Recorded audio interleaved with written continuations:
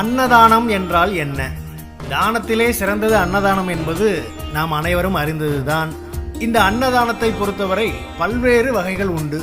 ஊரை கூட்டி சாப்பாடு போட்டால் மட்டுமே அதற்கு பேர் அன்னதானம் கிடையாது. நாம் செய்யக்கூடிய சிறு சிறு விஷயங்களிலும் அன்னதானம் ஒளிந்திருக்கிறது. காலையில் எழுந்து ஸ்நானம் செய்தவுடன் ஒரு பிடி உணவை காகத்திற்கு வைக்கலாம். பறவைகளுக்கு தானியங்களை போடலாம். நாய்களுக்கு பிஸ்கட் வாங்கி கொடுக்கலாம். பூனைக்கு பால் வைக்கலாம். பசுமாட்டுக்கு கீரைகளை கொடுக்கலாம்.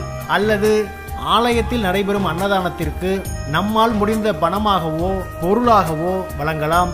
மனம் உவந்து நாம் செய்யும் இந்த காரியங்கள் நம் வாழ்க்கையில் மிகப்பெரிய முன்னேற்றத்தை கொடுக்கும். மனிதன் தான் சம்பாதிக்கும் பணத்திலிருந்து 2% இது போன்ற நல்ல காரியங்களுக்கு செலவிட வேண்டும் என்று சாஸ்திரம் கூறுகிறது. எந்த ஒரு பிரதிபலனும் எதிர்பாராமல் செய்யும் அன்னதானமே சிறந்த தானமாகும். சுபம். தேவராஜ சேவ்யமான பாவனாக்ரி பங்கஜம்